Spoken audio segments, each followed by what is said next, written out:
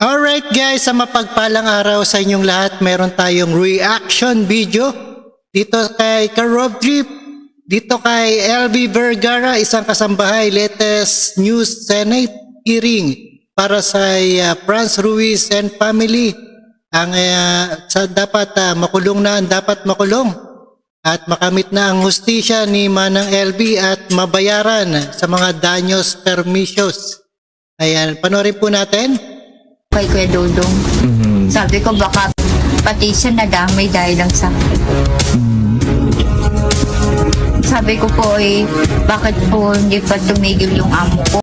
Kung totoo yung lahat ng mga salaysay ko, dapat umamin na sila para tumigil na sa ganito. Para wala nang mapahamak. Sa iba natatakot din? Opo.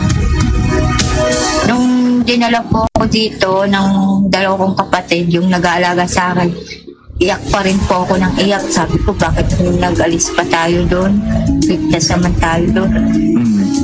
Pero sabi ng mga kapatid ko, sundin na lang natin yung abogado natin kung saan gusto.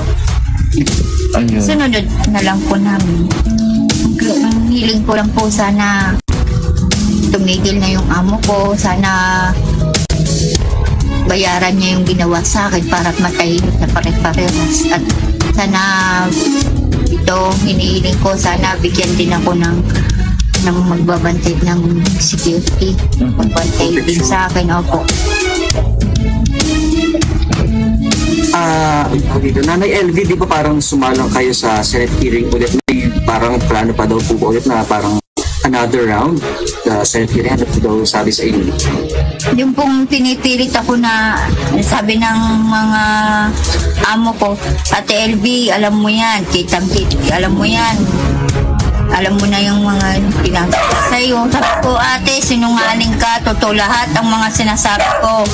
Lahat ng mga silaysay ko, totoo yung mga nananakit nyo. Totoo yun. Sabi ko gano'n. Hindi po siya nakaimik. Kung sino pong, sana po, Senador Tolentino, sana po bigyan nyo ako ng bagong abogado dahil po ang sabi ng attorney ko, magbibitiw na daw po siya. Dahil? Hindi ko po alam, basta po daw po bibitiw siya.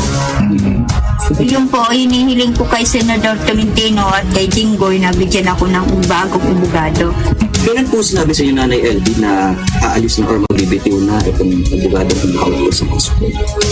Hindi ko lang po alam, basta po sabi lang po, binanggit lang po ng mga kapatid ko at mga tiyahan na yun nga daw po ang balita na bibitiw daw yung attorney ko. Ayun nga yun po, hinihiling ko kay Tolentino at kay Senador Jinggoy at kay Tot po na bigyan ako ng bagong abogado. Nanay LV, yung pangamba nyo, sabi nyo takot kayo. Natatakotin kayo para sa mga iba yung kasamahan pa? Opo, sa mga kapatid ko. Sa mga... Bakit? Ayoko kung madamay sila. Like, sana ba as soon as possible mabigyan na kayo ng protection sana? Opo. Sige po. Sobrang takot ko nung mga kung anong ginagawa sa akin ng amo ko, ganun din po ang takot ko hanggang ngayon. Minsan po daw po nung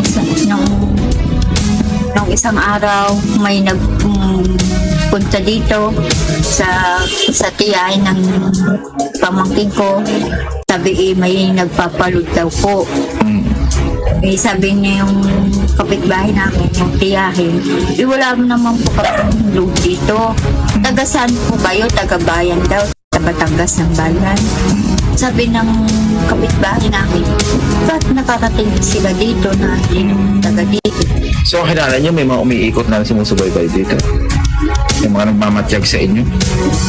Nawala naman po. Minsan lang po.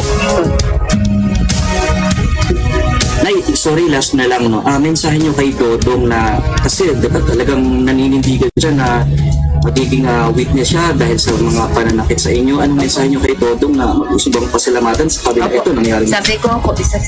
Sasabihin ko, Kuya Dong, salamat at nakaligtas ka sa lahat ng ginawa mo sa akin. Sana mag-iingat ka ulit dyan, mag-iingat ka sana. Kuya Dong, ingat ka lang dyan. Maraming salamat po sa kay Isabel Sada at Alright, napanood nyo si Aling LB sa latest news.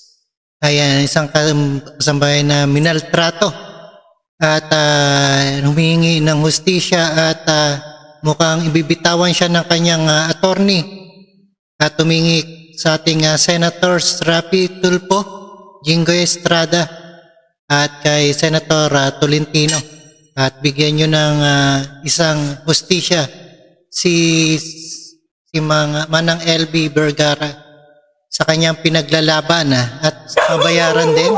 At maraming salamat sa inyong lahat. Peace out.